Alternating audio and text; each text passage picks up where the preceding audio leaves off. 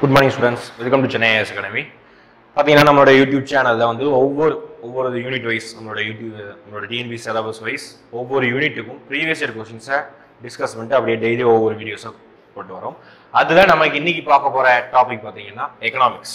நம்ம unit 6ஆக இடம்பெற்றிருக்கிற எக்கனாமிக்ஸோடைய previous year questions அதுவும் ரிப்பீட்டடாக கேட்கப்பட்டது. கேட்ட கேள்விகள் ரிப்பீட்டாக கேட்கப்பட்ட கேள்விகள் அதிகமாக இதில் இடம்பெற்றிருக்கு. ஒவ்வொரு செட் வைஸா ஒவ்வொரு நாட்களுக்கும் ஒவ்வொரு செட் வைஸா பார்க்குறோம். ஒவ்வொரு செட்டுக்கும் பார்த்தீங்கன்னா கிட்டத்தட்ட ஒரு 15 questions 15 questions with the answer ஓட டிஸ்கஷன் பண்ணிடுறோம். Today first question. Which of the following wrongly matched? பாருங்க, பின்வருவனவற்றில் எது தவறாக இணைக்கப்பட்டுள்ளது அதை நோட் பண்ணிக்கணும். தவறாக எது இணைக்கப்பட்டுள்ளது பாருங்க, எல்லாமே ஸ்கீம்ஸ். இது இருக்கு எல்லாமே ஸ்கீம்ஸ். நம்ம எக்கனாமிக்ஸை பொறுத்த வரைக்கும் ஒரு 5 சாப்டர் தான் இதுல இருந்தா கொஸ்டின் கேட்பாங்கிற மாதிரி சொல்லிடலாம். ஒன்னு 5 year plans, schemes, banking return data ஆனது, அதுக்கப்புறம் நம்மளோட டாக்ஸ் ரெவன்யூ ரிட்டர்ன் டேட்டா ஆனது. அப்போ இந்த மாதிரி ஒரு டேட்டா இதுல இருந்து மட்டும் தான் கொஸ்டின் அதிகமாக கவர் ஆகக்கூடியது. அப்போ ஸ்கீம்ஸ் வந்து நம்ம எவ்வளவுக்கு விட அதிகமாக படிக்குமோ அவ்வளவுக்கு விட நம்ம கொஸ்டின் கவர் ஏரியா. அப்போ இதுல பாத்தீங்கன்னா ஒவ்வொரு ஸ்கீம்ஸும் அதோடைய பேரா இருக்குது. அது எது தவறாக இணையப்பட்டுள்ளது அதான் கேட்கிறாங்க. ஃபர்ஸ்ட் பார்க்கலாமா? ஃபர்ஸ்ட் ஸ்வச் பாரத் அபியான். நம்ம கேள்விப்பட்ட ரொம்ப ஃப்ரீக்வெண்டா கேள்விப்பட்ட ஒரு ஸ்கீம் தான் என்னது? ஸ்வச் பாரத் அபியான். 2014 அந்த ஸ்கீம் எப்போ இன்ட்ரோடியூஸ் பண்ணாங்க பாருங்க. 2014 அக்டோபர் 2. அக்டோபர் 2 என்ன தெரியும் நமக்கு? என்னது? காந்தியோட பிறந்தநாள். காந்தியோடைய நினைவு என்னவாக இருக்கணும்? இந்தியாவே தூய்மை பாரதமாக உருவாக்கணும் அப்படின்னு சொல்லிட்டு அவர் கனவு காண்டு இருந்தாரு. அதை வந்து நிறைவேற்றும் விதமாக 2014 நம்முடைய பாரத பிரதமர் நரேந்திர மோடி அவர்களால் அறிமுகப்படுத்தப்பட்ட ஸ்கீம் தான் என்னது? ஸ்வச் பாரத் அபியான். பார்த்துருப்பீங்க. அந்த டைம்ல பாத்தீங்கன்னா எலெக்ஷனுக்கு அடுத்து ஜெயிச்ச உடனே பாத்தீங்கன்னா ஏகப்பட்ட சென்ட்ரல் மினிஸ்டர் ஒவ்வொரு ஸ்டேட்லயும் பாத்தீங்கன்னா நிறைய பேர் வந்து ரோடுகளையும் தெருக்களையும் வந்து சுகாதாரம் பண்றது, எடுத்து வந்து அதை கிளீன் பண்றது. அதனால அந்த ஸ்வச் பாரத் அபியான்ங்கிற ஒரு ஸ்கீம்னாலதான் நம்ம பாக்குற நிறைய இடங்கள்ல குப்பை தொட்டிகளும் ஓரளவுக்கு நீட்டா, ஒவ்வொரு சிட்டிஸும் வந்து ஓரளவுக்கு நீட்டா இருக்கிற ஒரே காரணம் இந்த மிகப்பெரிய ஸ்கீம் தான். இதன் அடிப்படையில் பாத்தீங்கன்னா இந்த ஸ்கீமோட ஸ்பெசிபிகேஷன் பாத்தீங்கன்னா ஓப்பன் டிஃபெக்ஷன் ஃப்ரீ, அதாவது திறந்த வெளி கழிப்பிடமே இருக்கக்கூடாதுன்னு சொல்லிட்டு இந்தியாவோட 100% திறந்த வெளி கழிப்பிடமே இருக்கக்கூடாதுங்கிறது ஒன் ஆஃப் த மோட்டாவா இருந்தது. அதை நம்ம அக்காம்ப்ளிஷும் பண்ணிட்டோம். 2020 கிட்டத்தட்ட ஒரு காந்தியோட 150வது பிறந்தநாள் நம்ம அதை அக்காம்ப்ளிஷன் பண்ணிட்டு சொல்லிட்டு டேட்டா ரிலீஸ் பண்ணியிருந்தாங்க. இப்போ ஸ்வச் பாரத் அபியான் எதுக்காக தான்? நகர்ப்புறத்திலையும் கிராமப்புறங்களுக்காக மட்டும்தான். அதோட தூய்மைக்காக, ஆமா தூய்மை கூட வச்சுக்கோ, தூய்மைக்காக மட்டுமே மெயினா இருந்தது. இப்ப நகர்ப்புறங்களையும் கிராமப்புறங்களுக்காக உருவாக்கப்பட்டது என்னது? ஸ்வச் பாரத் அபியான். அப்ப இது தவறு இல்லை, இது கரெக்ட் தான். நெக்ஸ்ட் பாருங்க, அம்ரூட் திட்டம். அம்ரூட் பாருங்க, இது தமிழ்ல பார்க்கும்போது அப்படி இருக்கும். அது இங்கிலீஷ்ல மட்டும் ஸ்கீம்ஸ் மட்டும் நம்ம இங்கிலீஷ்ல லைட்டா படிச்சுக்கணும். AMRUT அம்ரூட் என்ன ஃபுல் ஃபார்ம் அப்படி பாத்தீங்கன்னா Atal mission rejuvenation of urban transport. ஓகேவா? அப்போ அர்பன் ஏரியாஸை டெவலப் பண்றதுக்காக மட்டும் தான் இந்த ஸ்கீம் போடப்பட்டது. ஓகேவா? அது யூ இருக்கு பாருங்க, அதுவே நம்ம பிடிச்சிடலாம். U for urban. அப்ப அந்த அர்பன் ஏரியாஸை டெவலப் பண்றதுக்காக மட்டும்தான் இந்த ஸ்கீம். அப்ப இது என்ன தெரியுது? நகராட்சி நிறுவனங்கள். அதுவும் கரெக்ட். நெக்ஸ்ட் பாருங்க, நீட்ஸ். N for new. ஓகேவா? ஒவ்வொரு ஸ்கீமுக்கும் அதுக்கு ஃபுல் ஃபார்ம்லயே அதோட மீனிங் தெரிஞ்சிடும். நமக்கு ஃபுல் ஃபார்ம் படிச்சது அதோட மீனிங் நமக்கு தெரிய வந்துடும். அப்போ new entrepreneur come enterprises development scheme, அதாவது புதிதாக தொழிலாளர்களையும் தொழில் முனைவோர்களையும், தொழில் முனைவோர் பிசினஸ் பீப்புள், அப்போ ஒவ்வொருத்தரையும் பிசினஸ் பீப்புளா மாத்தணும்னு சொல்லிட்டு உருவாக்கப்பட்ட ஸ்கீம் தான் என்னது? நீட்ஸ். அப்ப அது எதுக்காக தான்? சிறு குறு நடுத்தர தொழில்களை மேம்படுத்துவதற்காக தான். அப்போ நம்ம இந்தியாவில பாத்தீங்கன்னா கிட்டத்தட்ட நிறைய MSME இருக்குது. மைக்ரோ ஸ்மால் மீடியம் என்டர்பிரைசஸ் அப்படிம்பாங்க. சிறு குறு நடுத்தர தொழில்கள், சின்ன சின்ன ஃபேக்டரி, சின்ன சின்ன குறு தொழிலா, குடிசை தொழிலா கூட இருக்கலாம், அல்லது சிறிய அளவுல இன்வெஸ்ட்மெண்ட், அது இன்வெஸ்ட்மெண்ட் வச்சு அதோட இன்வெஸ்ட்மெண்ட் பேராமீட்டர் வச்சு அதை பிரிப்பாங்க சிறு குறுங்கிறது. அப்போ நீட்ஸ் ஸ்கீம் எதுக்காக தான்? சிறு குறு நடுத்தர தொழில். இப்போ கடைசியா பாருங்க, பிரதான் மந்திரி ஃபசல் பீமா யோஜனா. டெலிட் பண்ணிடுறேன். பிரதான் மந்திரி ஃபசல் பீமா யோஜனா. நமக்கு இது பாத்தீங்கன்னா இந்த ஸ்கீம் ஓபன் ஸ்டேட்மெண்டா புக்லயே இருக்குது. 12th புக்லயே, ஒரு 11th எக்கனாமிக்ஸ் புக்லயே, இந்த 2 புக்ல ஏதாவது இந்த புக்ல இருக்குன்னா பிரதான் மந்திரி ஃபசல் பீமா யோஜனாங்கிறது ஓபனாவே புக்லயே மென்ஷன் பண்ணிருக்கப்பட்ட ஸ்கீம் தான். இது எதுக்காகனா கிராப் இன்சூரன்ஸ், அதாவது விவசாயிகளுடைய பயிர்களுக்கான காப்பீடு திட்டம். விவசாய காப்பீட்டு திட்டம். அந்த ஸ்கீம் தான் என்னது பிரதான் மந்திரி ஃபசல் பீமா யோஜனா. ஆனா நமக்கு என்ன மேட்ச் பதவியும் கொடுத்துருக்காங்க, அதாவது என்னது இந்த சைடு கொடுத்துருக்காங்க, சுற்றுச்சூழலும் கொடுத்துருக்காங்க. அப்ப இதுதான் என்னது தவறான ஆன்சர். அப்ப நமக்கு இந்த கொஸ்டினுக்கு ஆன்சர் என்னது டி, ஏன்னா தவறானதான் கேட்டுருக்காங்க. அப்ப ஸ்வச் பாரத் அபியான்னா தூய்மைக்காகவும் நகர்ப்புறம் கிராமப்புறம். அம்ருத்னா யூ, அதுல யூ இருக்குது. அப்போ யூ ஃபார் அர்பன். அப்போ அர்பன் முனிசிபல் கார்பரேஷன் நிறுவனங்களை டெவலப் பண்றதுக்காக தான் இது. அடுத்து பாத்தீங்கன்னா நீட்ஸ். நீட்ஸ் எதுக்காக? New entrepreneurs come enterprises development scheme. அப்போ சிறு குறு நடுத்தர தொழில்களை முன்னேற்றுவதற்காக. அடுத்து பாருங்க பிரதான் மந்திரி ஃபசல் பீமா யோஜனா வெறும் விவசாய காப்பீடு திட்டத்துக்காக மட்டுமே உருவாக்கப்பட்டது. இதுவும் மோடி கவர்மெண்ட் இருக்கும்போது கொண்டு வரப்பட்ட ஸ்கீம் தான். நெக்ஸ்ட் ரெண்டாவது கொஸ்டின். ஃபர்ஸ்ட் கொஸ்டினுக்கு ஆன்சர் டி. Second question. இப்போ செகண்ட் கொஸ்டின் ஃபங்க்ஷன்ஸ் ஆஃப் நிதி ஆயோக். நிதி இருக்குது, ஆயோக். ஃபங்க்ஷன்ஸ் ஆஃப் நிதி ஆயோக். அப்போ நிதி ஆயோக்குடைய பணிகள் என்ன? நமக்கு தெரியும் இண்டிபெண்டன்ஸ்க்கு அப்புறம் ஃபர்ஸ்ட் இந்தியாவுடைய திட்டங்களை 5 ஆண்டு திட்டங்களை உருவாக்குவதற்காக கொண்டு வரப்பட்டது என்னது திட்டக்குழு. என்னது திட்டக்குழு, பிளானிங் கமிஷன். இந்தியாவுடைய 5 ஆண்டு திட்டங்களை டிராஃப்ட் பண்ணுவதற்காக உருவாக்கப்பட்டது என்னது பிளானிங் கமிஷன். அந்த பிளானிங் கமிஷனை வந்து அதாவது என்ன பண்ணிட்டாங்க, டிசால்வ் பண்ணிட்டு 2015ல கொண்டு வரப்பட்ட ஒரு அமைப்பு தான் என்னது நிதி ஆயோக் அப்படிங்கிறாங்க. அப்படிங்கிற ஒரு அமைப்பு எதை ரீப்ளேஸ் பண்ணுது? திட்டக்குழு என்ன பணிகளை செஞ்சுட்டு இருந்ததோ அதை அப்படியே ரீப்ளேஸ் பண்றது என்னது நிதி ஆயோக். அப்ப அதே மாதிரி ஒரு அமைப்பு தான் நிதி ஆயோக். அப்ப அந்த நிதி ஆயோக் வந்து 5 இயர் பிளான டிராஃப்ட் பண்ணுவாங்களா? கிடையாது. 2017 நம்மளுடைய 12வது 5 இயர் பிளானோட நம்ம ஸ்டாப் பண்ணிட்டோம். அப்போ இந்த இடத்துல நிதி ஆயோக்குடைய பணிகள் என்ன அப்படின்னு கேட்கிறாங்க. பாருங்க, ஃபர்ஸ்ட் பரவலாக்கப்பட்ட திட்டம். ஆமா, இது பணிதான். அடுத்து ஒத்திசைவு, ஹார்மோனைசேஷன், அதாவது ஸ்டேட்டுக்கும் சென்ட்ரலுக்கும், அதுக்கப்புறம் நிர்வாகத்துக்கும் சட்டமன்றத்துக்கும், லெஜிஸ்லேட்டிவ்க்கும் எக்ஸிக்யூட்டிவ்க்கும் ஒரு ஒத்திசைவு, ஹார்மோனைசேஷன் கிரியேட் பண்றது. அடுத்து தேர்ட் கெப்பாசிட்டி பில்டிங். இந்தியாவுல வந்து திறன் மேம்பாட்டை கண்டிப்பா உருவாக்கும். எல்லா ஆட்களுக்கும் ஒரு திறமையினாத திறன்கிறது ஒரு அடிப்படை தேவை. ஒரு அடிப்படை இருந்தா மட்டும்தான் இந்தியா வந்து கொஞ்சம் கொஞ்சமா டெவலப் ஆகும். அதனால திறன் மேம்பாடு இருக்குது. அடுத்து பாருங்க வெளிப்புற ஆலோசனை. இது என்ன வெளிப்புற ஆலோசனை? அதுக்கு வந்து டெஃபினட்டா இருக்க போறது கிடையாது. என்ன வெளிப்புற ஆலோசனைனா, அதாவது நம்மளுடைய அரசு பணியை தவிர வேற எங்கேயாவது இது நிதி ஆயோக் வந்து ஆலோசனை கொடுக்கிறதா? கொடுக்க போறதே கிடையாது. அரசு சார்ந்த அரசுடைய டெவலப்மெண்ட், இந்தியாவோட டெவலப்மெண்ட்டுக்காக மட்டும்தான் ஒரு சில பணிகளை செய்யுது. அப்போ பரவலாக்கப்பட்ட திட்டம். என்ன பரவலாக்கப்பட்ட திட்டம்னா டீசென்ட்ரலைஸ்ட் பிளானிங். அப்போ இது ஒவ்வொரு ஸ்டேட்டும் என்ன நிலைமையில இருக்குன்னு பார்த்துட்டு அதுக்கேற்ற மாதிரி பிளானிங். அப்போ டீசென்ட்ரலைஸ்ட் பிளானிங் வேற, சென்ட்ரலைஸ்ட் பிளானிங் வேற.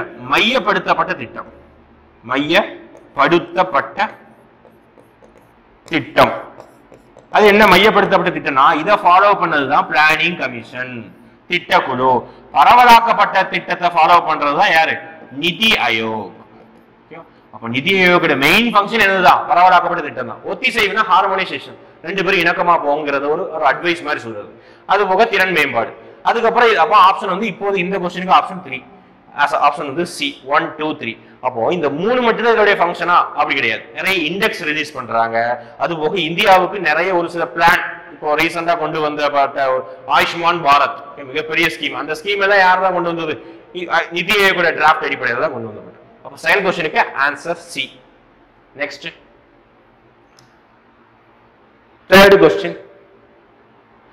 Which of the following is not function of finance commission? பாருங்க, கீழ்கண்டவற்றுள் நிதி ஆணையத்தின் பணி என்ன? பிரதான செயல்பாடு, அதாவது பணி இல்லாதது எது அப்படின்னு கேட்கிறாங்க. அப்போ நிதி ஆணையம் நமக்கு தெரியும், இது வந்து பொலிட்டிக்கல் சப்ஜெக்டா கூட பாத்துக்கலாம். எப்படி பொலிட்டிக்கல் சப்ஜெக்டா பாக்கலாம்னா நிதி ஆயோக் வந்து நிதி ஆணையம் பினான்ஸ் கமிஷன் வந்து ஆர்டிகல் 280 மென்ஷன் பண்ணிருக்கு. ஆர்டிகல் சரத்து 280 மென்ஷன் பண்ணிருக்கு. எதுக்காக பினான்ஸ் கமிஷன் அமைக்கிறாங்க? சென்ட்ரல் கவர்மெண்ட், ஸ்டேட் கவர்மெண்ட், ரெண்டு வகையான கவர்மெண்ட் இருக்குது. சென்ட்ரல் கவர்மெண்ட் தான் அதிகமான டாக்ஸ் கலெக்ட் பண்றாங்க. ரீசெண்டா ஜிஎஸ்டி பெரிய டாக்ஸ்ல இருந்து ஏகப்பட்ட டாக்ஸ் வந்து சென்ட்ரல் கவர்மெண்ட் கலெக்ட் பண்ணிடுறாங்க. இப்போ சென்ட்ரல் கவர்மெண்ட் எல்லா பணத்தையும் வச்சிருக்க போறது கிடையாது. ஸ்டேட்டுக்குன்னு ஒரு சில தொகையை கொடுக்கணும். அது எவ்வளவு பெர்சன்டேஜ் தொகையை கொடுக்க வேண்டும் அப்படின்னு சொல்லி டிட்டர்மின் பண்றதுதான் மெயின் ஃபங்க்ஷன். அது போக ஒரு சில ஃபங்க்ஷன், பஞ்சாயத்துக்கு எவ்வளவு கொடுக்கணும்னு சொல்லிட்டு ஒரு சில ஃபங்க்ஷன் சொல்லிருக்காங்க. அப்போ இதுல நமக்கு இந்த 4 ஆப்ஷன் எது வந்து அதோடைய ஃபங்க்ஷன் அல்ல, செயல்பாடு அல்லாதது. ஃபர்ஸ்ட் பார்ப்போமா, வரிகளின் நிகர வருமானத்தை மத்திய மற்றும் மாநில அரசுக்கு இடையேயான பரிந்துரைப்பது. அப்போ எதன் அடிப்படையில பிரிக்கலாம்? அப்பதான் சொன்னேன். அப்போ இது வந்து பணிதான். ஓகேவா? அப்போ இது கிடையாது ஆன்சர்ல. அடுத்து மாநிலங்களுக்கு உதவுவதற்காக மானியங்களை மானியம்னா என்னது? கிராண்ட்ஸ். சும்மாவே கொடுப்பாங்கல்ல கிராண்ட்ஸ், மானியம். நிர்வகிக்க வேண்டிய கொள்கைகளை பரிந்துரை செய்யும். அப்போ பிரிச்சு கொடுக்கறதையும் பரிந்துரை செய்யும், கிராண்ட்ஸ் மானியமா கொடுக்கக்கூடியதையும் பரிந்துரை செய்யும். அடுத்து பாருங்க, பஞ்சாயத்து மற்றும் நகராட்சிகளின் வளங்களை கூடுதலாக ஒரு மாநிலத்தின் ஒருங்கிணைந்த நிதியை அதிகரிக்க நடவடிக்கைகளை பரிந்துரை வழங்குவது. என்ன அர்த்தம்னா, பஞ்சாயத்துக்கு ஒரு ஸ்டேட் கவர்மெண்ட் வந்து அதிகமான நிதியை ஒதுக்குங்க அப்படின்னு கூட சொல்லலாம். அப்போ மூணுமே இதோடைய ஃபங்க்ஷன் தான். நாலாவது பாருங்க, நாட்டின் வளங்களை மிகவும் திறம்பட பயன்படுத்துவதற்கான திட்டத்தை வகுத்தல். இது டெஃபினட்டா வரப்போறது கிடையாது. அப்ப இதான் ஆன்சர். பாருங்க, திட்டத்தை வகுக்கிற வேலையை பினான்ஸ் கமிஷன் செய்ய போறதே கிடையாது. திட்டத்தை வகுக்கிறது வந்து இந்தியாவை பொறுத்த வரைக்கும் அதுக்குன்னு ஒரு சில அமைப்பு இருக்குது, கேபினெட் அமைச்சரவை இருக்குது, அது போக நிதி ஆயோக் இருக்குது. அப்ப அவங்க மட்டும் தான் திட்டத்தை வகுப்பாங்க தவிர நம்மளுடைய நிதி ஆணையம் பினான்ஸ் கமிஷன் திட்டங்களை வகுக்க போறது கிடையாது. ஆப்ஷன் டி தான். அது வந்து எந்த விதமான பிளானையும் டெவலப் பண்ண போறதே கிடையாது. இப்போதைக்கு option D. Third question. Next fourth question. The most dominant contributor to GDP in recent years. பாருங்க, சமீப காலங்கள்ல நம்மளுடைய ஜிடிபி பாருங்க, தமிழ்ல பாருங்க, கீழ்கண்டவற்றில் மொத்த உள்நாட்டு உற்பத்தி அதிகமாக காரணமாக இருப்பது. கீழ்கண்ட 4 ஆப்ஷன்ல எந்த ஆப்ஷன் வந்து ஜிடிபி வந்து அதிகமாக காரணமா இருக்குது? அதான் கேட்கிறேன். ஜிடிபி நமக்கு தெரியும், மொத்த உள்நாட்டு உற்பத்தி. அதாவது இந்தியாவுடைய எல்லைக்குள்ள ஒரு வருஷத்துல ஒரு பினான்சியல் இயர் ஏப்ரல் 1 இருந்து அந்த வருஷத்துடைய மார்ச் 31 வரைக்கும் ஒரு பினிஷ்டு குட்ஸ், அதாவது முழுமைப்படுத்தப்பட்ட பண்டங்கள் சேவைகள் எவ்வளவு வந்து உற்பத்தி செய்யப்பட்டிருக்குது அதை கணக்கிடுறது தான் என்னது? ஜிடிபிங்கிற வேல்யூ. அப்ப அந்த வேல்யூ வந்து அதிகமா இருக்கிறதுக்கு என்ன காரணம்? அது ஒரு சமீப காலங்கள்ல என்ன காரணம் அப்படின்னு பார்த்தீங்கன்னா, விவசாயம்னா என்னது? ஒரு பிரைமரி செக்டர், அது வரப்போறது, அது ரொம்ப மினிமல். தொழில்துறையில என்னது? ஒரு செகண்டரி செக்டர், அதுவும் இதை விட அதிகம் தான், ஆனா கொஞ்சம் மினிமல் தான். அடுத்து பாருங்க, சேவைத்துறை. இதுதான் ஆன்சர். சேவைத்துறை என்னது? Treasury sector. அப்போ மொத்த இந்தியாவோட எக்கனாமியை பொறுத்த வரைக்கும் 3 செக்டார் இருக்குது. என்னது? முதன்மை துறை, அடுத்து இரண்டாம் நிலை துறை, அடுத்து சேவை துறை. முதன்மை துறைனா விவசாயம், வேளாண்மை, மரம் வெட்டுதல், பிஷிங், அதாவது மீன் பிடிப்பது, இதுதான் முதன்மை துறை. இரண்டாம் நிலை துறைனா தொழிற்சாலை, அதாவது உற்பத்தி சார்ந்த எல்லாமே இரண்டாம் நிலை துறை. சேவை துறைனா டீச்சிங் ஒரு சேவை, டாக்டர், வக்கீல், இதெல்லாம் வந்து பாருங்க தொட முடியாது, பொருட்களாக நம்ம தொட முடியாது, இதெல்லாம் நம்ம உணர மட்டும்தான் முடியும். அப்போ இதெல்லாம் என்னது? சேவைத்துறை. அதை விட மிகப்பெரியது ஐடி. பாக்குறோமா? ஐடி. எங்கேயோ ஒரு நாடு இருக்குது, அந்த நாட்டுக்காக நம்ம நைட் இங்க இருந்து போன் பேசி நம்ம சேவை செய்யறோம். அப்போ என்னதுதான்? சேவைத்துறை. அப்போ இந்தியாவோட ஜிடிபியில இதுதான் அதிகமா கான்ட்ரிபியூட் பண்ணலாமா? இதுதான் அதிக கான்ட்ரிபியூட் சேவைத்துறை தான். அப்போ எவ்வளவு பெர்சன்டேஜ் சேவைத்துறை வந்து இந்தியாவோட ஜிடிபியில கான்ட்ரிபியூட் பண்ணுது அப்படின்னு பார்த்தீங்கன்னா, more than 50%. ஒவ்வொரு வருஷம் சேஞ்ச் ஆகும். ஒரு 2015 டேட்டா படி கிட்டத்தட்ட 55%, நியர்லி 55% இந்தியாவோட ஜிடிபியில சேவைத்துறை. அப்போ இது எவ்வளவு சார் கான்ட்ரிபியூட் பண்ணுது அப்படின்னு பார்த்தீங்கன்னா, கிட்டத்தட்ட ஒரு 29%. அது ஒரு நியர்லி அப்ராக்சிமேட் வழி தான், 29%. அப்போ இது ரொம்ப மினிமல், 17%. பாருங்க, இந்தியாவோட விவசாயம், வேளாண்மை, மீன்பிடி தொழில் என்னது? வெறும் மொத்தமா சேர்த்தா ஒரு 17% தான் என்னது? இந்தியாவுடைய மொத்த வளர்ச்சியில பங்களிக்குது. இதர துறை என்னது? இரண்டாம் நிலை துறை பாத்தீங்கன்னா 29%, இது 50%. Data compulsory. எதை வந்து ஃபர்ஸ்ட் செகண்ட் அதை மட்டும் பாத்துக்கணும். டேட்டா வந்து ஒவ்வொரு வருஷமும் சேஞ்ச் ஆகும். நெக்ஸ்ட் அப்ப இது 4th क्वेश्चनக்கு option C. Next, which is the largest public sector bank in India? இந்தியாவின் மிகப்பெரிய பொதுத்துறை வங்கி என்னது? இதுதான் சிம்பிள் क्वेश्चन தான். இதை வந்து ஒன்ஸ் அப்பான் எ டைம் கேட்டது. இப்பதான் கேட்டா எல்லாருமே ஈஸியா ஆன்சர் சொல்லிடுவாங்க. என்ன ஆன்சர் தான்? State Bank of India. அப்ப எதன் அடிப்படையில சார் இந்த லார்ஜஸ்ட், அதாவது மிகப்பெரிய பொதுத்துறை வங்கி அப்படின்னு சொல்றோம்? பிரான்சஸ் வைஸா எத்தனை பேர் வந்து இந்த பேங்க்ல வந்து வேலை பார்க்கறாங்க அதன் அடிப்படையிலயா? அப்படிலாம் கிடையாது. அந்த பேங்கோடைய மொத்த அசட்ஸ் என்ன, அந்த பேங்கோடைய வளர்ச்சி என்ன, அது ஒரு பப்ளிக் செக்டார் பேங்க். அப்போ நம்ம கீழே கொடுத்திருக்க 4 ஆப்ஷனுமே என்னதுதான்? பப்ளிக் செக்டார் பேங்க் தான். எல்லாமே பொதுத்துறை வங்கிகள் தான். அந்த பொதுத்துறை வங்கியில எது பெரிய வங்கி, மிகப்பெரிய வங்கி அப்படின்னா ஸ்டேட் பேங்க் தான். இப்போ ஸ்டேட் பேங்க் தான் இந்தியாவிலே பாத்தீங்கன்னா மிகப்பெரிய என்னது? பொதுத்துறை வங்கி. அதோடைய நெட் ஒர்த், அதாவது மொத்த அசட்ஸ் சொல்றோம்ல, ஒவ்வொரு வருடத்துடைய ப்ராஃபிட், அசட்ஸ் எல்லாம் பாத்தீங்கன்னா மற்ற பேங்கோட அதிகமா இருக்குது. வேர்ல்டுடைய மொத்த உலகத்தில் இருக்கிற பெரிய வங்கிகளே பாத்தீங்கன்னா 50 வங்கிக்குள்ளே இந்த வங்கி இருக்குது. இப்போ மிகப்பெரிய பெருமை வாய்ந்த வங்கி தானே. Next 6th question. which is the correct regard to Indian foreign policy. அப்போ இந்தியாவுடைய வெளியுறவு கொள்கை பாருங்க, இந்தியாவுடைய வெளியுறவு கொள்கையில எது சரியானது? வெளியுறவு கொள்கைனா மத்த நாட்டை நம்ம நாடு எப்படி அணுகுது, அதுதான் வெளியுறவு. சிம்பிளா சொன்னா என்னது, ஒரு மற்ற நாடுகளை இந்திய நாடு எவ்வாறு அணுகுகிறது, அதுதான் வெளியுறவு கொள்கை. மற்ற நாடுடைய விஷயத்துல நம்ம எப்படி இன்டர்ஃபியர் ஆகும், அதுதான் வெளியுறவு கொள்கை. அப்போ இது என்னதான் பார்க்கலாமா? ஃபர்ஸ்ட், உலக அமைதியை ஊக்குவித்தல். டெஃபினட்டா அது இந்தியாவுடைய வெளியுறவு கொள்கை தான். உலகத்துல அமைதி நிலவணும், எங்கேயுமே பிரச்சனை வரக்கூடாதுங்கிறது தான் என்னது இந்தியாவுடைய எய்மா இருக்குது, அதான் வெளியுறவு கொள்கை. அப்ப அது இருக்குது கண்டிப்பா. அடுத்து என்னது, கூட்டு சேரா கொள்கை. இது என்ன சார் கூட்டு சேரா கொள்கை? நான் அலைன்மெண்ட் மூவ்மெண்ட் அப்படின்னு சொல்லுவாங்க. நான் அலைன்மெண்ட் மூவ்மெண்ட்னே சொல்லுவாங்க, NAM அப்படின்னு சொல்லுவாங்க. என்ன கூட்டு சேரா கொள்கைன்னா, வேர்ல்டு கண்ட்ரீஸை பொறுத்த வரைக்கும் ஒரு ரெண்டு மிகப்பெரிய கண்ட்ரீஸ், ரெண்டு ஜாம்பவான் கண்ட்ரிஸ் சொல்லுவாங்க. ரெண்டு கண்ட்ரீஸும் பாத்தீங்கன்னா மிகப்பெரிய அளவில் சண்டை போட்டாங்க. அதுக்கு பேர்ல என்ன சொல்லுவாங்கன்னா பனிப்போர் அல்லது கோல்டு வார் அப்படிப்பாங்க. கோல்டு வார் பனிப்போர்னா என்னது, டைரக்டா போய் சண்டை போட மாட்டாங்க, மறைமுகமா அவங்க டேரக்டா சண்டை போடாம அவங்களுடைய கீழே இருக்க சின்ன நாடுகள் மூலமா சண்டை போடுவாங்க. அது எந்த ரெண்டு நாடு? ஆஸ் யூசுவல் தான். யாரு வரும்? ஒன்னு USA, இன்னொன்னு யாரு? USSR. அதான் யாரு? Russia, United Soviet Russia. ரெண்டு நாடுகளும் பனிப்போர் நிகழ்ந்தது. இந்த பனிப்போர்ல அமெரிக்கா கூட ஒரு சில நாடுகளும் USSR கூட ஒரு நாடுகளும் இருக்கும். அந்த மாதிரி இல்லாம நம்ம எந்த நாடுகளையும் சேர மாட்டோம். அதான் அந்த கொள்கை பேர் தான் என்னது, கூட்டு சேரா அணி கொள்கை. அடுத்து அப்ப இதுவும் ரைட் தான், இதுவும் இந்தியாவுடைய வெளியுறவு கொள்கை தான். அடுத்து கடைசி சி ஆப்ஷன் என்ன இருக்குது பாருங்க, பஞ்சசீல கொள்கை. இது என்ன பஞ்சசீல கொள்கைனா, இந்தியா, சைனா, அதுக்கப்புறம் ஒரு சில நாடுகள் தான் சேர்ந்து, இந்தோனேஷியா மாதிரி ஒரு சில நாடுகள் தான் சேர்ந்து பஞ்சசீல கொள்கையை வெளியிட்டோம்.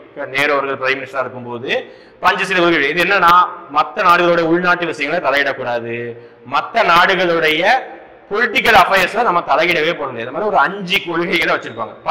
5 கொள்கைகளை நம்ம வச்சிருக்கிறோம். அதுதான் என்ன பஞ்சசீல கொள்கை. அதுவும் இந்தியாவோட ஃபாரின் பாலிசி தான். ஆப்ஷன் டி தான் எனக்கு கரெக்ட். இதை அனைத்தும் இந்தியாவில் வெளியிட்டு உலகத்தில் அமைதி நிலவிக்கணும், கூட்டு சேரா கொள்கை, பஞ்சசீல கொள்கை. ஓகேவா? Next 7th question. Insurance regulatory development authority. இந்த சட்டம் வந்து எப்ப பாஸ் பண்ணப்பட்டது பாருங்க, காப்பீடு முறைப்படுத்துதல் மற்றும் வளர்ச்சி ஆணைய சட்டம் இயற்றப்பட்ட ஆண்டு. இது எதுக்காக அப்படி பார்த்தீங்கன்னா, இந்தியாவில் காப்பீடு துறைகள் நிறைய இருக்குது, காப்பீடு கம்பெனிகள். எக்ஸாம்பிள் LIC, நமக்கு ஃபேமஸ் ஆனது, நம்ம எல்லாருக்குமே தெரிஞ்சது, எல்லார் வீட்லயும் ஒரு பாலிசி எடுத்துருக்கோம். என்னது? ஒன்ஸ் அபான் எ டைம் LIC.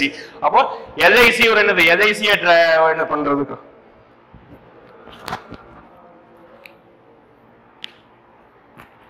LIC, அதே மாதிரி UTI, யுனைடெட் டேம் இன்சூரன்ஸ்ங்கிற மாதிரி இருக்கும். இதே மாதிரி ஏகப்பட்ட இன்சூரன்ஸ் கம்பெனிஸ் இந்தியாவில் இருக்குது.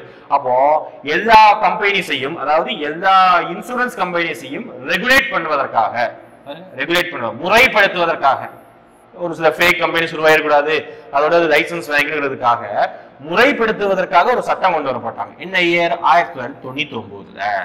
சட்டங்கள், எக்கனாமிக்ஸ் பொறுத்த வரைக்கும் சட்டங்கள், நிதித்துறை சார்ந்த சட்டங்கள் அதிகமா படிச்சுக்கணும். அதுல இந்த ஆக்ட் படிச்சுக்கணும். இது எப்படி நம்ம ஃப்ரீக்வெண்டா கேள்விப்படுவோம். அதனை வந்து விளம்பரங்களை வந்து நீங்க கூர்ந்து நம்ம பாடம் சம்பந்தமா நீங்க கவனிச்சீங்கன்னா கண்டிப்பா வரும். ரீசெண்டா பாத்தீங்கன்னா நிறைய இடங்கள்ல விளம்பரம், என்ன டிவிகள்லையும் நம்ம மொபைல் போன்ல கூட விளம்பரம், யூடியூப்ல விளம்பரம் வரும். என்ன பாத்தீங்கன்னா, அந்த ஃபேக் இன்சூரன்ஸ் ரெகுலேட்டரி கம்பெனிஸை நம்பாதீங்க அப்படின்னு சொல்லிட்டு வரும். அதுல பாத்தீங்கன்னா ஒரு ஃபேக் கால்ஸ் எல்லாம் வரும். அது கீழே பாத்தீங்கன்னா அந்த IRDA அப்படின்னு சொல்லிட்டு சொல்லியிருப்பாங்க. IRDA அப்படின்னே மென்ஷன் பண்ணுவாங்க. அந்த ஸ்பீடா போகும் அந்த வாய்ஸே, அதுலயே மென்ஷன் பண்ணிருப்பாங்க. அந்த பெரிய பேராகிராஃப்ல கீழேயும் மென்ஷன் பண்ணிருப்பாங்க. அதான் இந்த IRDA. ஓகேவா? Next 8th question. What is the literacy rate of female population in the year of 2011? அப்போ 2011ஆம் ஆண்டில் இந்தியாவில் மக்கள் தொகையில் மகளிரில் கற்றவருடைய விகிதம் என்ன, கற்றவருடைய பெர்சன்டேஜ் என்ன அப்படின்னு கேக்குறாங்க. அப்போ ஒவ்வொரு 10 வருஷங்களுக்கு ஒரு முறையும் இந்தியாவுக்கு வந்து பாப்புலேஷன் டேட்டா ஒவ்வொரு 10 வருஷம் இருக்கு. 2001 கொண்டு வந்தாங்க, 2011 போட்டாங்க, இப்போ 2021 வந்து ரெடி ஆயிட்டு இருக்குது. 2022ல தான் இறுதியில தான் அது வெளியே வரும். ஏன்னா அது ஒரு லாங் ப்ராசஸ். ஒவ்வொரு 10 வருடங்களுக்கு ஒரு முறை மக்கள் தொகை கணக்கெடுப்பு நிகழ்கிறது, சென்சஸ் நிகழும். அந்த சென்சஸ்ல பாத்தீங்கன்னா கற்றவரோட விகிதம், அதுக்கப்புறம் பெண்கள் எவ்வளவோ ஆண்கள் எவ்வளவோ எல்லாமே கணக்கிடுவாங்க. அப்ப அதன் அடிப்படையில 2011 டேட்டா அடிப்படையில இந்தியாவோட மக்கள் தொகையில மகளிருடைய கற்றவர் விகிதம் என்ன அப்படின்னா ஆப்ஷன் ஏ பாருங்க. இப்போ மொத்த மகளிர்ல வெறும் 65% பெண்கள் தான் கற்றிருக்காங்களாமா. புரியுது? அப்போ ஃபீமேல் லிட்ரேசி வந்து இந்தியாவில கொஞ்சம் கம்மியா தான் இருக்குது. ஆனா மேல் லிட்ரேசி எவ்வளவு பாத்தீங்கன்னா கிட்டத்தட்ட 82 ஆப்ஷன் சி இருக்கு பாருங்க. இதுதான் என்னது ஆண்களுடைய கல்வி அறிவு விகிதம் பாருங்க. அப்போ ஆண்கள் 82% படிச்சிருக்காங்களாமா, பெண்கள் வெறும் மொத்த பெண்கள் 65% மட்டும் தான் படிச்சிருக்காங்க. இது வந்து தமிழ்நாட்டில் பார்த்தீங்கன்னா ரொம்ப அதிகமா இருக்கும். தமிழ்நாட்டில் பெண்களும் ஓரளவுக்கு நல்ல ஆண்களுக்கு ஈக்குவலாக நல்லா படிச்சிருப்பாங்க. ஆனால் வட இந்தியாக்களில் பார்த்தீங்கன்னா பெண்களோட லிட்ரேச்சர் ரொம்ப கம்மியா இருக்கும். அதை நம்ம ஹோல் இந்தியாவுக்கு ஆவரேஜ் பண்ணும்போது அது ரொம்ப கம்மியா இருக்கும். அது போக அப்போ மொத்த இந்தியாவுடைய மக்கள் தொகையுடைய லிட்ரேசி ரேட், அதாவது கல்வி வரி விகிதம் என்ன பார்த்தீங்கன்னா 74%. இது வந்து மொத்த மக்கள் தொகை. அதுல ஆண்களுக்கு 82%, பெண்களுக்கு 65%. எக்கனாமிக்ஸை பொறுத்த வரைக்கும் இது ஜியோகிராபி டேட்டா மாதிரி தெரியும், அல்ல கிடையாது. இது வந்து எக்கனாமிக்ஸ் டேட்டா தான். எக்கனாமிக்ஸை பொறுத்த வரைக்கும் சிலபஸ்லேயே மக்கள் தொகை சம்பந்தமான டேட்டா அப்படின்னு சொல்லிட்டு சிலபஸ்லேயே கொடுத்துருக்காங்க. இப்போ மக்கள் தொகை சம்பந்தமான என்ன டேட்டா முடியுமோ எல்லா டேட்டாவும் படிச்சுக்கணும். நெக்ஸ்ட் 9th கொஸ்டின் தமிழ் வரும். கீழ்கண்ட வாக்கியங்களை கவனிக்க. கூற்று விலை கொள்கை பாருங்க, தூய தமிழ் இருக்கும்போது புரியாத மாதிரி நினைச்சக்கூடாது. விலை கொள்கை நிதி பற்றாக்குறையை கீழ் கட்டுப்படுத்தும் நோக்கம் உடையது. அது ஒரு ஸ்டேட்மெண்ட். அடுத்த காரணம் என்ன சொல்றாங்க பாருங்க, நிதி பற்றாக்குறை பணவீக்க அழுத்தத்தை உண்டாக்கும் அப்படிங்கிறாங்க. ரெண்டு ஸ்டேட்மெண்டே கரெக்ட் தான். என்னது விலை கொள்கை வந்து நிதி பற்றாக்குறையை கட்டுப்படுத்தும், பிரைஸ் பாலிசி அப்படின்னு சொல்லுவாங்க. விலை கொள்கை என்ன செய்யும், நிதி பற்றாக்குறையை கம்பல்சரி கட்டுப்படுத்தும். அதுக்குதான் விலை கொள்கையை உருவாக்குறாங்க. நிதி பற்றாக்குறை என்னது, நமக்கு வந்து இந்த ரெவன்யூ வருது, டாக்ஸ் ரெவன்யூ, வரி செலுத்து வரி வந்து வருவாயா வருது, அந்த வரி வந்து பற்றாக்குறையா இருக்கும்போது நம்ம என்ன சொல்றோம், அது நிதி பற்றாக்குறைங்கிறோம். இப்போ அந்த நிதி பற்றாக்குறையை கட்டுப்படுத்தினா நம்ம என்னதான் வெளியிடுவோம், விலை கொள்கையை தான் வெளியிடுவோம், பிரைஸ் கொள்கை. அப்போ அது கரெக்ட் தான், கட்டுப்படுத்தும் தான். அடுத்து நிதி பற்றாக்குறை வந்து பணவீக்க அழுத்தத்தை உண்டாக்கும். ஆமா, நமக்கு வந்து கவர்மெண்ட்டுக்கு நிதி பற்றாக்குறை ஏற்படுதுன்னா டாக்ஸ் இன்க்ரீஸ் பண்ணுவோம். டாக்ஸ் இன்க்ரீஸ் பண்ணா ஆட்டோமேட்டிக்கா விலைவாசி உயரப்போகுது. எக்ஸாம்பிள் ரீசெண்ட் ட்ரெண்ட்ல போயிட்டு இருக்குது, பெட்ரோல் விலை கடுமையாக உயர்ந்துகிட்டு இருக்குது. பெட்ரோல் விலை உயர்றதுனால பெட்ரோல் மட்டும்தான் நமக்கு பாதிப்பு இருக்குதா? கிடையாது. பெட்ரோலை சார்ந்திருக்கிற அனைத்து பொருட்களுடைய விலைவாசி உயரும், கண்டிப்பா உயர போகுது. அப்போ நிதி பற்றாக்குறை பணவீக்கத்தை அழுத்தத்தை உண்டாக்கும் தான், அது ரைட்டு தான். ஆனா இது இதனுடைய விளக்கம் அல்ல. அப்போ ஆப்ஷன் டி, ஏ மற்றும் ஆர் இரண்டும் சரியானவை, ஆனா ஏ மற்றும் ஆருக்குரிய விளக்கமாகும். ஓகே, சாரி, இது வந்து விளக்கம் தான், இதுக்குரியது விளக்கம் தான். ஆப்ஷன் டி தான் கரெக்ட். நெக்ஸ்ட், விவசாயத்துறையில் வேலையின்மை, விவசாயத்துறையில வேலையின்மையை கீழ்கண்டவாறு வகைப்படுத்தலாம். எந்த வகையில வகைப்படுத்தலாம் அப்படின்னு கேட்கிறாங்க பாருங்க. பருவகால வேலையின்மை, ஆமா பருவகால வேலை, இது மூணுமே என்னன்னு சொல்லிடுறேன். அடுத்து மறைமுக வேலையின்மை, ஆமா அதுவுமே விவசாயத்துறையில தான் இருக்குது. அடுத்து நீடித்த வேலையின்மை, அதுவுமே விவசாயத்துறை. இப்போ மூணு ஆப்ஷனுமே நம்மளுடைய வேலையின்மை, விவசாயத்துறையில வேலையின்மை தான் காரணமா இருக்கிறது. ஆப்ஷன் 1, 2, 3, ஆப்ஷன் டி பாத்துக்கலாமா? பருவகால வேலையின்மை என்ன, மறைமுக வேலையின்மை என்ன, நீடித்த வேலையின்மை என்ன. பருவகால வேலையின்மைனா வருஷம் ஃபுல்லா வேலை இருக்காது, மழை பெய்யும் போது மட்டும்தான் வேலை இருக்கும். அந்த வேலை வாய்ப்பு தான் வேலையின்மை தான் என்ன சொல்றோம், பருவகால வேலையின்மை. இப்போ வருஷத்துல ஒரு 365 நாள் இருக்குன்னா அதுல பருவமழை பெய்யுறது, மழை பெஞ்சு எல்லா இடத்துலயும் தண்ணி வந்து விவசாயிகளுக்கு விவசாய கூலிகளாக எல்லாரையும் கூப்பிடுறாங்க அப்படின்னா அது ஒரு 100 நாளோ 150 நாளோ தான் இருக்கும். 120 நாள் வச்சுக்கலாம், அவ்வளவுதான். இந்த கேப் மட்டும்தான் மழை பெஞ்சு செழிப்பா இருக்கும், விவசாயத்துக்கு எல்லாரும் கூப்பிடுவாங்க, நம்ம விவசாய வேலைக்காக போய்க்கலாம். அப்போ மீதி நேரம் தான் இவங்க வந்து வேலையே செய்ய மாட்டாங்க. இது ஒரு வகை. இதானது பருவகால வேலையின்மை. அப்போ ஒவ்வொரு வருஷம் ஃபுல்லா வேலை இருக்காது இவங்களுக்கு தான்.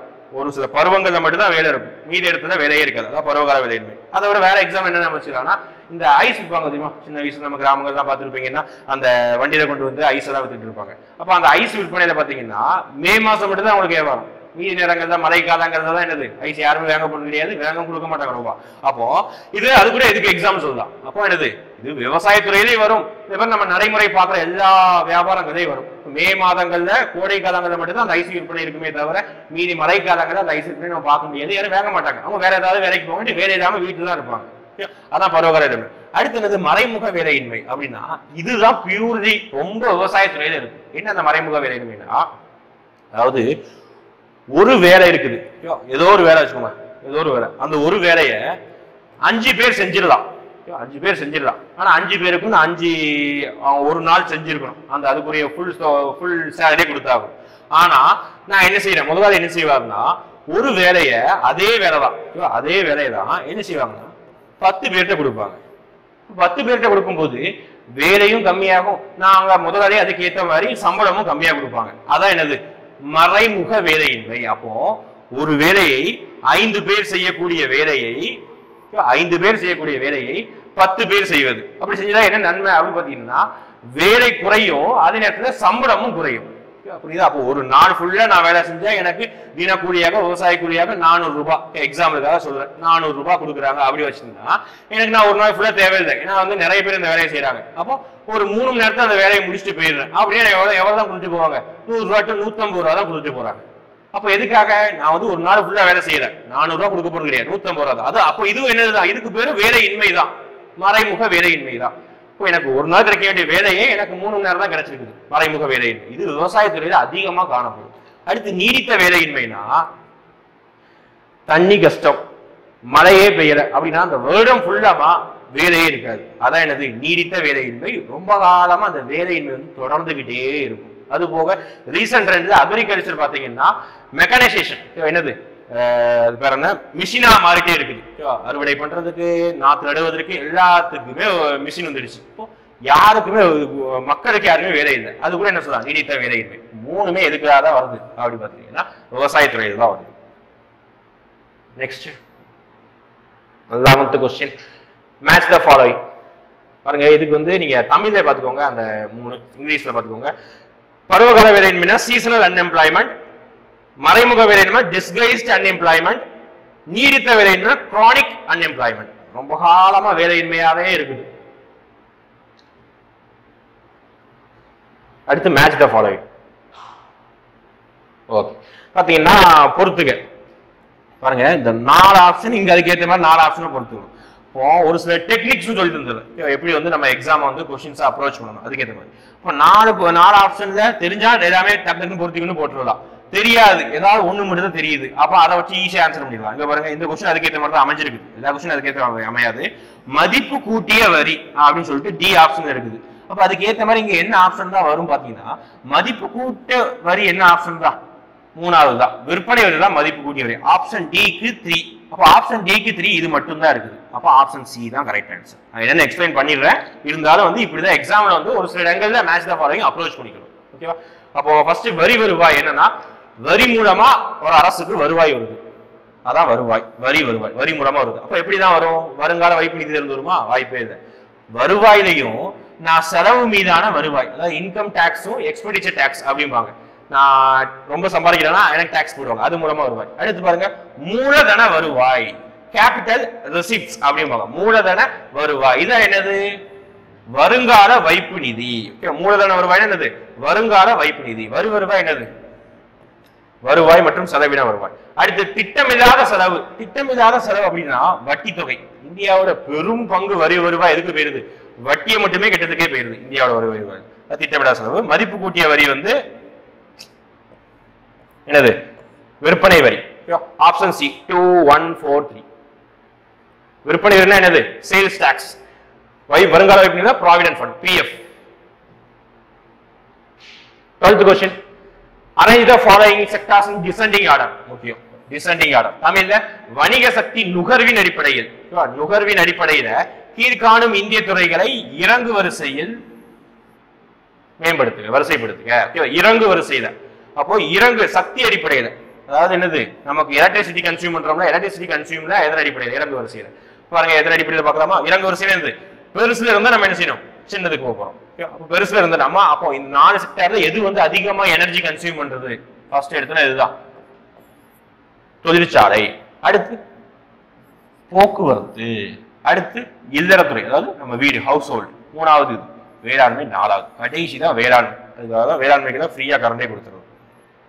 ஆப்ஷன் இருக்குது இறங்கு வரிசை. அப்போ 1 3 2 இறங்கு வரிசைனா பெருசுல இருந்து சின்னது வரணும். ஆப்ஷனே இல்லை, சாரி. இது வந்து ஆப்ஷன் பாத்தீங்கன்னா 1 2 சாரி, இது அடிப்படையில் பார்க்க கூடாது, நமக்கு இந்த ஆப்ஷன் அடிப்படையில் தான் பார்க்கணும். 3, அதுக்கப்புறம் 4 1 2 ஆப்ஷன் பி. ஓகேவா? இப்போ இதுக்கு ஆப்ஷன் பி இந்த நம்பர்ல இருக்கு தான் பார்க்கணும். நான் கன்ஃபியூஸ் ஆயிட்டேன்.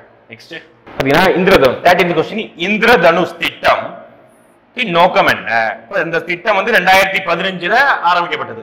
இதனுடைய நோக்கம் அப்படின்னு பாத்தீங்கன்னா ஆப்ஷன் பி இருக்கு பாருங்க, பொதுத்துறை வங்கிகளை மேம்படுத்துவது மற்றும் சீரமைப்பது. இப்ப இந்தியாவுடைய பொதுத்துறை வங்கிகளை ஏன் வந்து மேம்படுத்தணும் அப்படின்னு கேட்டீங்கன்னா, இந்தியாவோட பொதுத்துறை வங்கிகள்ல அதிகமான கடன், இந்தியாவில ஏகப்பட்ட கடன் வந்து பொதுத்துறை வங்கிகள்ல வாங்கிட்டு அதை செலுத்தாம இருக்கிறாங்க, அதை வந்து திருப்பி பே பண்ணாம இருக்கிறாங்க. நமக்கே தெரியும் யாரெல்லாம், நீரவ் மோடின்னு ஒரு நபர், அதுக்கப்புறம் once upon a time Vijay Mallya, ஏகப்பட்ட 1000 கோடிகள் என்ன கடன் வாங்கிட்டு வெளிநாடு தப்பிச்சு போயிடுறாங்க. அப்ப அந்த கடன் தான் என்னது, திருப்பி வரவே வராது. அதான் வாரா கடன், என்பிஏ அப்படின்னு சொல்லுவாங்க, நான் பெர்ஃபார்மிங் அசன்ஸ், தமிழ்ல வாரா கடன் அப்படிம்பாங்க. அந்த கடன் வரவே வராதுங்கிற மாதிரி டிட்டர்மைன் பண்ணிடுவாங்க. அப்ப அது அதிகமா இருக்கிறதுனால இந்தியாவோட பொதுத்துறை வங்கிகளுக்கு ரொம்ப சுமையா இருக்குது. அதை மேம்படுத்துவதற்காக இந்திரதனுஷ் திட்டம், எதுக்காக? பொதுத்துறை வங்கிகளை மேம்படுத்துவதற்காக. Option B. Next 14th question. Right to Education Act 2009 not related to, அதாவது கல்வி உரிமை சட்டம் 2009 வெளிவந்தது. இது எதற்கு பொருத்தமற்றது? பாருங்க, ஆப்ஷன் டி, உயர்கல்வி தான். ஏன் உயர்கல்வி பொருந்தாது அப்படின்னா, கல்வி உரிமை சட்டம் வந்து ஆரம்ப கல்விக்கு மட்டும் பொருந்தும். அதோட கல்வி தரத்தை மேம்படுத்தணும் சொன்னாங்க. நமக்கு தெரியும், இலவச கல்வி தான் என்ன கொடுத்தாங்க, இந்த கல்வி சட்டத்தை கொடுத்தாங்க. அப்ப ஆப்ஷன் டி தான் பொருந்தாது, உயர்கல்வி. 15th question ஈஸியானதா. குறைந்தபட்ச ஆதார விலை, மினிமம் சப்போர்ட் பிரைஸ், எம்எஸ்பி அப்படிம்பாங்க. நிறைய இடத்துல வீட்டிலேயே வந்து ஃபார்மர்ஸ், விவசாயிகள் இருந்தாங்கன்னா கண்டிப்பா கேள்விப்பட்டிருப்பீங்க. அது என்னது, குறைந்தபட்ச ஆதார விலை. நம்ம கூறிய செய்திகளே அதிகமா கேள்விப்பட்டிருப்போம்.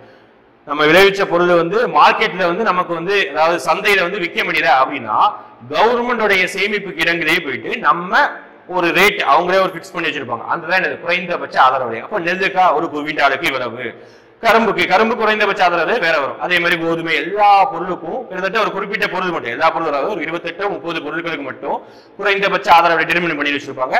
சந்தையில நம்ம எதிர்பார்க்கிற விலை கிடைக்காத பட்சம் கவர்மெண்டுடைய கிடங்கிலே போயிட்டு நம்ம அதை சேல் பண்ணிக்கலாம். அப்ப இது யாருக்காக தான்? விவசாயிகளுக்காக தான். எங்கேயுமே நுகர்வோர், தொழில் விற்பனையாளர் யாருக்குமே கிடையாது. இது பியூர்லி விவசாய நலனுக்காக மட்டும்தான். ஆனா ஒரு சில குறைகள் இருக்கு, அது வேற விஷயம். மினிமம் சப்போர்ட் பிரைஸ் ஃபார் விவசாயிகள். கண்டினியூஸா வந்து ஃபாலோ பண்ணிட்டே இருங்க. ஒவ்வொரு சப்ஜெக்ட் வைஸும் ப்ரீவியஸ் கொஸ்டின்ஸ் வரும், ஒவ்வொரு செட்டா டிஸ்கஸ் பண்ணிட்டே வரும். தேங்க்யூ.